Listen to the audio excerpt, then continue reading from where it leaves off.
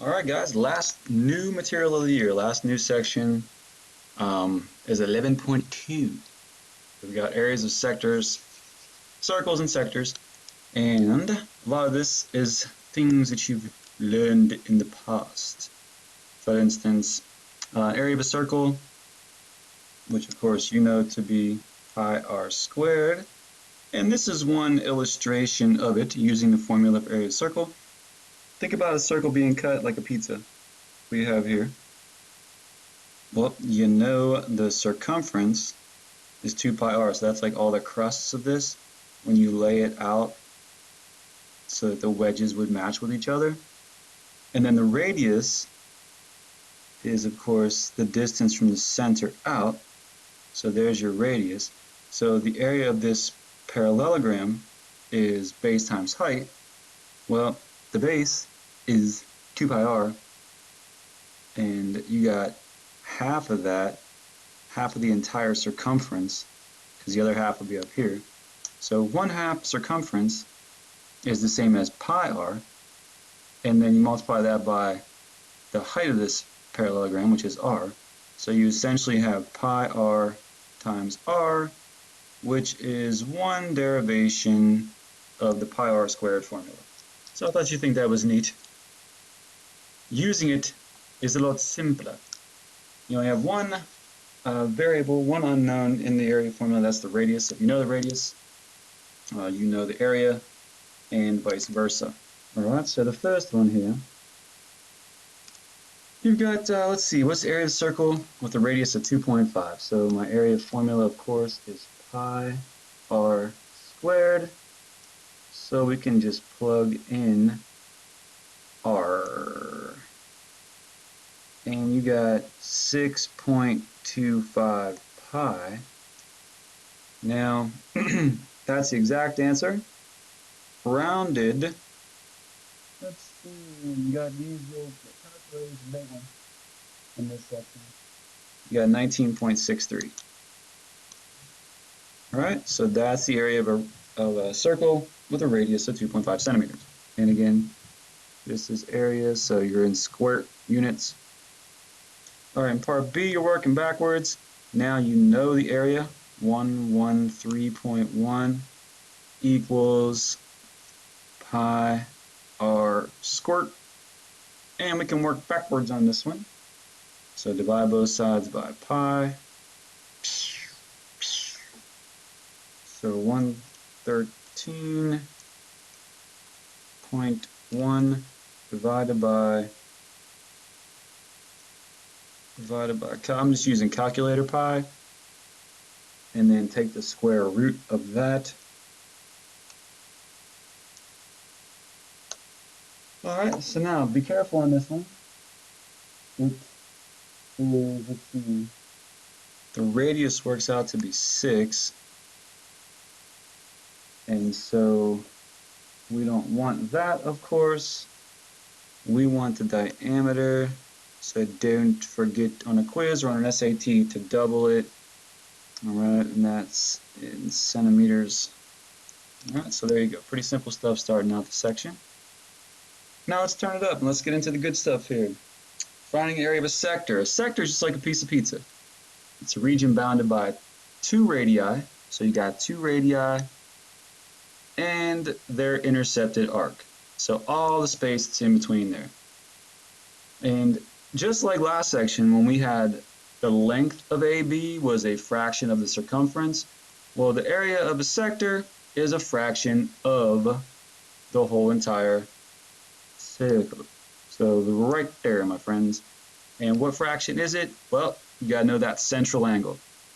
So that's the measure of arc AB right there. That's the same as the central angle. And it should make sense. If you got a circle, just think about it being cut in half. It's always the easiest way to do it. What would area be of half of that thing? Well, what's that measure of that arc? That's 180. So the long way would be 183/60 times pi r squared. But you guys know really, what is it? Yeah, it's just a half. It's half of it. So you're using whatever that central angle is. So if the central angle is 60, and you want to know what that is, All you need to know is the radius and the central angle and 63/60ths of the whole thing. All right, let's get into some examples. Find the areas of the sectors formed by angle UTB. So we've got the big one in blue, and then we also have a little pink. Oh, I don't quite have pink, sorry. All right, so we have two different sectors to find, and together, guess what? They'll make the whole entire circle when we add them up. So let's find the little one first. So I'll do 73/60ths of is times pi 8 squared, pi r squared. So there's the smaller sector, and then, well, if that's 70, then the big angle, and you guys could probably figure out, that's going to be 290, huh? Together it adds up to 360. So in this one, I've got 290/360ths times pi 8 squared. All right. So now you just use your calculator because it doesn't say anything about terms of pi. On SAT, they'll have like the number of like 70 and 290. They'll be numbers that are divisible by 360, so you can reduce your fraction. We'll talk about that a little bit later. But for this one right now, all I have to do is plug it in my calculator. So you can do 70 over 360, get a decimal, times it by pi, times it by 64, and you should get 39.10 for this one. And what are we in inches? So that's square inches. And then the second part, you should get 161.97 inches squared. And then together, like I said, you should have the whole circle. So that's a good way to check yourself. The whole entire circle is pi r squared is pi 8 squared. So 64 pi is 201 and some change. So if I take 39.1 plus 161.97, 201 and some change. So that's a good way to check yourself. Make sure you're doing it right. This whole thing is just pi 8 squared. Make sure it equals that. All right, try your monitor progress, people. Pause it. Back again. And hopefully you got these two answers as a result of 5 and 6. Red sector, 1/3 of the circle, 120/360ths. So the blue one then is 2/3 of the circle, 240/360ths. And you can add them together, make sure you get pi 14 squared. So that's area of sector. Now, let's see, how can they twist it on you? Here's a way. Say they give you the area of the sector, and then they want you to work backwards and find the whole area of the whole entire circle. Okay, we got this. Well, we know that if a 40-degree central angle is making a sector with the area of that, we should be able to take that, figure out what that whole thing is.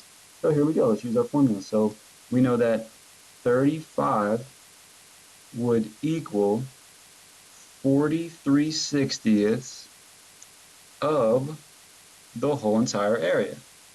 So I don't even have to mess with pi r squared if they're looking for area. Now if they're looking for radius, then I would write it as pi r squared because you want the r in there. But if we don't want the r in there, all we want is the big A, then just cut the small talk. Just go straight to the big A. Right? This reduces to 1/9. So you just multiply both sides by 9 to isolate A. And what are we in here? Meters. So the area of the whole thing would be 315 meters squared. And again, if you want radius, then you can work it backwards from this point, or you could plug in pi r squared instead of A. A. And the last example today. And you can get crazy with this stuff here. We can see what's happening. The area of a rectangular wall has an entrance cut into it. All right, there's your little doorway. So we've got little keyhole action. If you want to paint the wall to the nearest foot, what's the area of the region you need to paint? So you're trying to paint the wall right here. So always give yourself a little outline. We want the area of the wall is going to equal the rectangle minus the keyhole. And the keyhole comes with some stuff we have to do. We have to add some things together to get the area of the entrance. Right? So let's see what we've got. The wall we want to paint is equal to, well, what's the area of the rectangle? Well, it's a 36 by 26, right? We got 26 going that way. So the whole entire wall would be 36 by 26. And then we want to subtract out, what's the area of the semicircle? Well, the semicircle is up there. So the radius of that is 8. Whole way across is 16. So the area of the semicircle, you could do 180 3/60ths. So of course, you know that's just half, but I'll just show you where it's coming from. 180 3/60ths times pi 8 squared.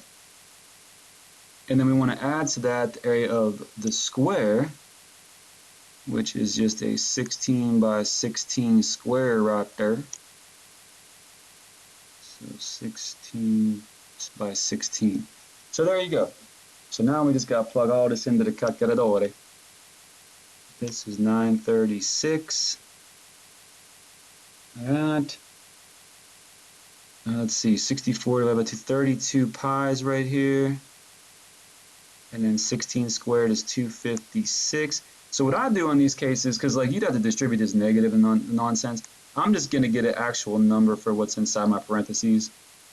There's a lot of little chances for error when you do problems like this. So I'm just going to do 32 pi, multiply it out, then add 256 to it. So that gives me 356 approximately 0.5. So now I'm just going to subtract those two numbers and get set 579.5. And this is all in feet. So the area of what you're going to actually paint is 579.5. Just about. Squiggly, squiggly. All right, so try your monster progress, then we'll call it a wrap on the year with new material. All right, so hopefully we got something like this. Number 7, 907.92 about. And number 8, had to add some stuff together. So let's walk through. Number 7, again, the area of this little sector was 214. So how do we get that? Well, we take the central angle, 85 over 360 times. I showed you here, pi r squared. Really, you can just put the area in though, and work it backwards, multiply by the reciprocal, multiply by 360 over 85, and you get 907 and some change.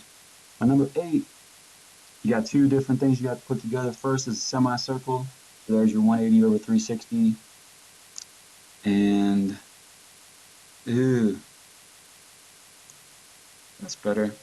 Times pi, don't forget to cut your diameter in half, 3.5 squared. Radius is 3.5. That gives you that number. And then the triangle I did in red, 1/2 base times height. And don't forget, anytime you have a right triangle, don't try to like calculate that height. Just use one of your legs as a base and one of your legs as a height. And so you got 1/2, 7 times 7, half of 49 is 24.5. Add those together, and there you go. All right. And the last one. If you know the area and radius of a sector of a circle, can you find the measure of the intersected arc? You know this. The formula has 3 different things happening. You've got the area, measure the intersected arc, radius. Everything else is a constant. 360 is a constant, pi is a constant. So you got 3 things. If you know 2 of them, then absolutely you can find the 3rd thing. All right? All right, guys. That's all your new material. Peace!